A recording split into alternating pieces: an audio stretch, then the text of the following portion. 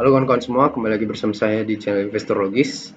Kali ini saya akan coba membantu kawan-kawan semua untuk coba menganalisa laporan keuangan kuartal 3 yang keluar udah semalam ya, dari perusahaan-perusahaan yang terbaru ya, kuartal 3 2023. Untuk kawan-kawan yang belum subscribe video ini, channel ini silakan di-subscribe dulu dan silakan tonton videonya sampai selesai ya. Terima kasih. Nah, ini harga closing IHSG terakhir hari Jumat, perdagangan hari Jumat ya, tanggal 3 November 2023 di 6.788. Jadi IHSG ini sepertinya lagi coba melawan balik ketertinggalan dan penurunan yang cukup dalam kemarin ya. Nah, jadi dia naik 0,55% ke 6.788. Oke. Setelah pengumuman dari The Fed yang secara tidak langsung cukup berpengaruh terhadap pergerakan indeks harga saham kita. Nah, The Fed kan memutuskan untuk tetap mempertahankan suku bunga di 5,50 sampai 5,75% ya kalau nggak salah. BI juga mempertahankan suku bunga di 6%. Oke, jadi market merespon baik dan saham-saham juga terbang ya. Nah, banyak dari kawan-kawan yang bertanya meminta saya untuk menganalisa beberapa perusahaan dari sektor pertambangan batu bara karena ya mungkin banyak favoritnya ya. Salah satunya saya juga sih. Nah, kita cek dulu harga batu bara per hari ini berapa ya? Saya kira di $118. Jadi dia turun terus ya. Saya ingat terakhir kali menganalisa PTBA itu harga batu bara itu masih di $139. Nah, ini grafiknya. Nah, ini di 15 September masih di $160, turun terus. Dan saat ini adalah $118. Terus timbul pertanyaan, Bang, gimana jadi untuk saham sektor batubara? Apakah sudah saatnya beli? Apakah wait and see? Ya kan? Nah, sebetulnya itu tergantung dan kembali lagi kepada investor masing-masing kawan-kawan. Kenapa saya katakan gitu? Karena kalau saya bilang saatnya katakan beli, kalau dia nggak punya uang, terus mau beli pakai apa? Nggak mungkin pakai daun kan? Terus kalau saya bilang wait and see, terus dia punya uang yang banyak, terus dia nggak tahan nengok sahamnya merah terus, merah padam, dia mau segera average down, atau dia mau cut loss, lebih goblok lagi. Ngapain cut loss kalau udah pegang perusahaan wonderful company, apalagi batu bara, apalagi harga batu bara lagi turun, ya tambahlah, simple kan. Kalau kalian ada uang, tapi itu catatannya average down. Kalau harga kalian lebih tinggi daripada harga beli kalian saat average kalian, rata-rata kalian average down, bantai terus, jangan takut. Tapi gimana cara belinya itu yang penting. Nah, ya belinya perlahan. Misalnya kalian punya sisa cash 20 juta. Oke. Misalnya kalian beli saham Adaro, turun. Ya kan? Cicil pas turun. Nah, hari ini kan sahamnya naik nih. Adaro. Setelah turun dalam kali ini ya, melawan balik dia nih, naik 4% langsung. Perdagangan terakhir hari Jumat. Nah, pada saat belinya kapan? Pas turun, pas merah, jangan pas naik gini kalian terpancing pasar gitu. Beli juga enggak. Kita belinya pas merah, pas turun kawan-kawan. Tekan terus dia kalau kita punya cash, jangan takut, bantai. Kenapa? Makanya dari awal kita harus yakin dulu sama perusahaan itu. Kita harus benar-benar yakin itu wonderful company. Kalau kita yakin sama perusahaan kita dan kita yakin itu wonderful company, apalagi kita tahu perusahaan kita itu eksklusif ataupun membagikan dividen yang besar per tahun. Kalau dia harganya turun, pasti orang yang punya cash dan mengerti tentang investasi saham akan average down. Dia nggak gentar sedikit pun, bahkan dia senang. Itu perlunya kita. Yang perlu itu adalah beli di awal itu. Saham apa yang kita beli? Ngerti nggak kita? Ngerti nggak kita akan apa yang kita beli ini? Ngerti nggak kita apa yang mau kita tuju? Apa yang akan kita peroleh? Ngerti nggak kita bagaimana kalau situasi terburuk datang? Apa yang harus kita perbuat?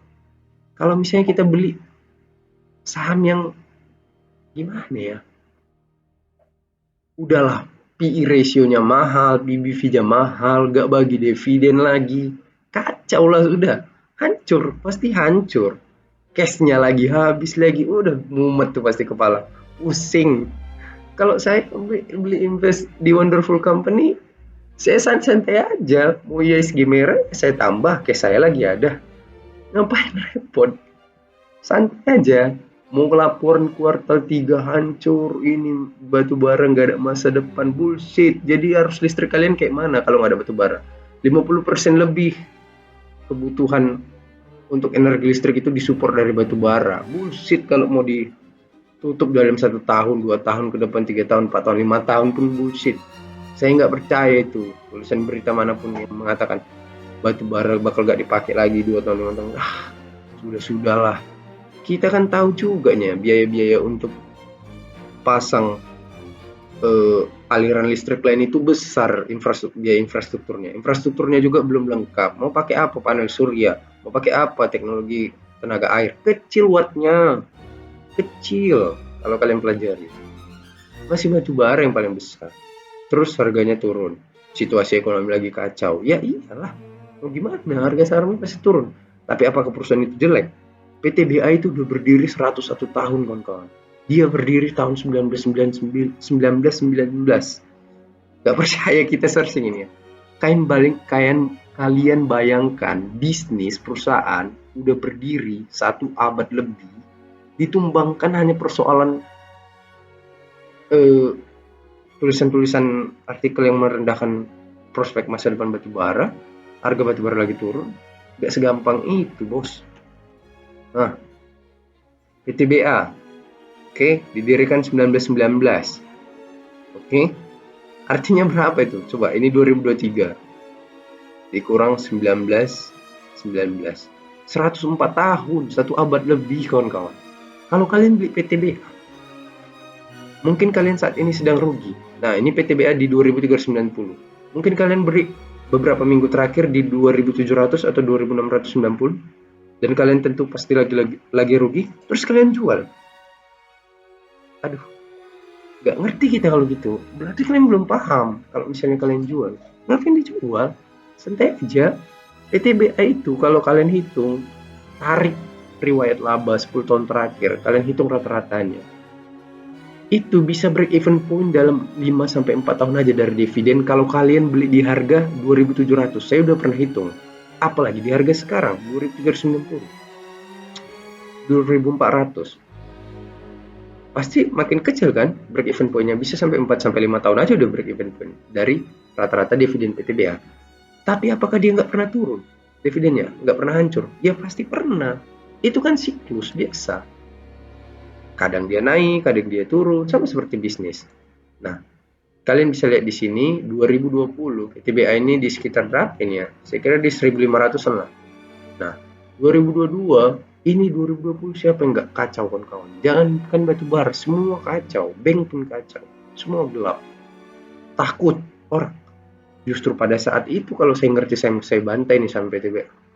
Orang 2022-nya dia terbang kok sampai 4.000. Terus atas dasar beberapa pengalaman, bayangkan PTBA misalnya, saya ambil contoh ini ya, bukan rekomendasi membeli saham PTBA. Dia udah berdiri 101 tahun, artinya dia sudah melewati perang, situasi ekonomi perang, dia sudah melewati krisis ekonomi 98, 2008, 2013, 15, 16, 18, 20, udah dilewatinya semua. Jadi nggak segampang itu numbangkan dia hanya banyak perspektif negatif karena labanya hancur, banyak yang ngejekin dia karena labanya hancur. Gak segampang itu, kawan-kawan. Bisa kalian lihat nih di Stockbit, yang ngantri lot bidnya masih banyak sekali nih ketimbang lot offernya. Kenapa? Karena masih banyak peminatnya. Dia direspek sama para investornya. Terus kalau kalian beli saham PTBA, terus kalian takut karena harga batu bara turun dan cut loss, berarti kalian belum paham kenapa negara aja megang saham PTBA. Nah, PT Mineral Industri Persero, PT Mineral Industri Indonesia Persero, Apa mau negara menghancurkan dirinya sendiri? Nggak mungkin, nggak logis kawan-kawan. Jadi kalau kalian beli saham kayak misalnya ini ya, kita lihat sektor energi. Sektor energi. Oke. Nah, saya udah buat analisa saya tentang laporan keuangan kuartal 3 PTBA. Nah, di situ kalian tinggal tonton aja. Nah, kalau kalian beli misalnya kayak Adaro, TBA, ITMG, Harum, baru mungkin BSSR, itu kan perusahaan-perusahaan wonderful company di sektor energi ini. Kalau kalian punya perusahaan itu, terus kalian takut dengan prospek masa depan batubara dan harganya lagi turun, artinya kalian nggak paham yang kalian beli. Kenapa? Karena kalian nggak pelajari sejarahnya. Batubara itu memang gitu. Ada siklus dia naik, ada siklus dia turun. Ada siklus dia naik lagi, ada siklus dia turun lagi. Ada siklus dividennya tinggi, ada siklus dividennya rendah. PTBA ini dividennya 2021 cuma 72 perak kawan-kawan. Saya masih ingat itu. Saya hadir di RUPS-nya di Pull and Beer Hotel di Jakarta Selatan, Bundaran HI.